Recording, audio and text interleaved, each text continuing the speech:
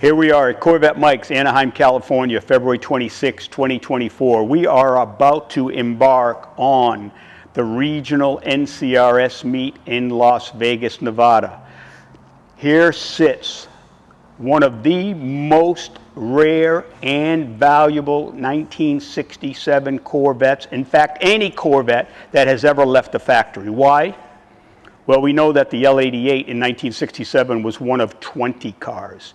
Well, here we have an L89, one of 16.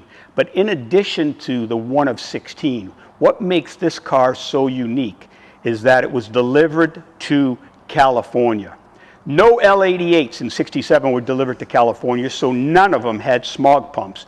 But this 1967 L89 was one of 2 delivered to California.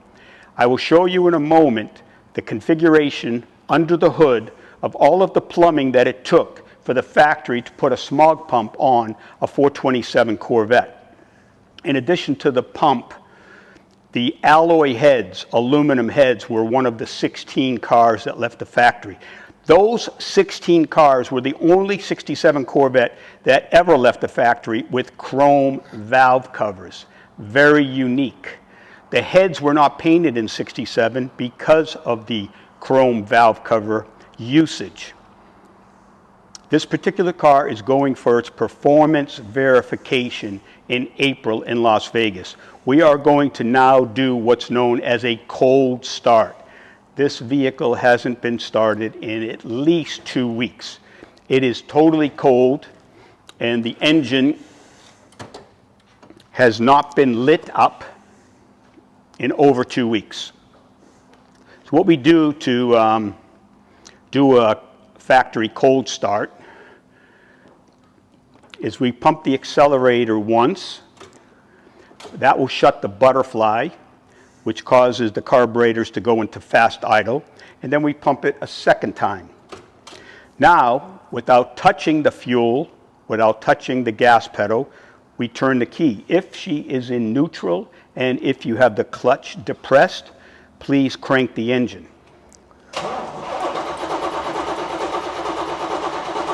Okay, give it another pump or 2 of fuel.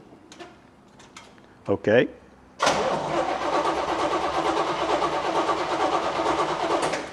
This proves it has not been started in quite some time.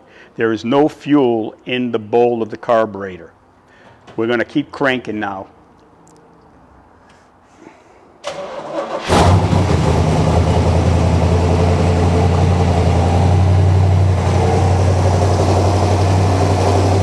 That fast idle is meant to run at about 1,500 RPMs. There's a couple stages where the accelerator will be pressed down, lowering the RPM, and a final kick down, lowering it further till it's about 750 to 800 RPMs after she goes through her initial warm-up.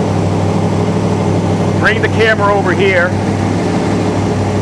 and have a look under the engine compartment of this car.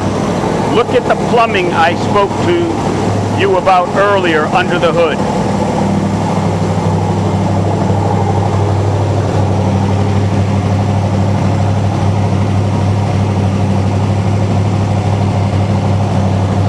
I mentioned earlier about the chrome valve covers.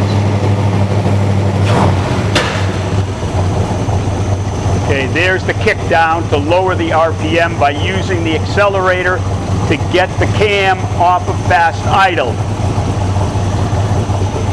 See if you can look just beneath the chrome valve covers at the front of the engine where the aluminum heads are most visible.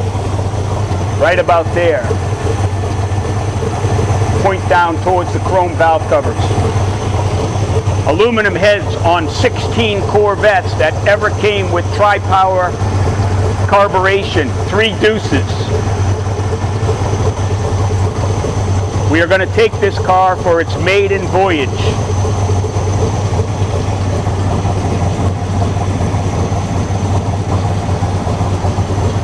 Okay, so she started up fine, and that would have given us a passing grade on the pass-fail performance verification in the ops check. Okay, let's kill it. We will be back to you after we take this car for a little 5 or 6 mile joyride around the block. It'll be the first time it's been driven on public streets in the state of California in over 30 years. This car was sold new in Oakland, California to Cochran and Shelley Chevrolet. At the time, in 1967, they were the oldest Chevrolet dealer in California. This car was delivered and built from the factory on 7/11, July. If it doesn't get any luckier than that, I don't know what does. But I was on the warpath to try to find and buy this car for 30 years. Signing off from Corvette Mike's.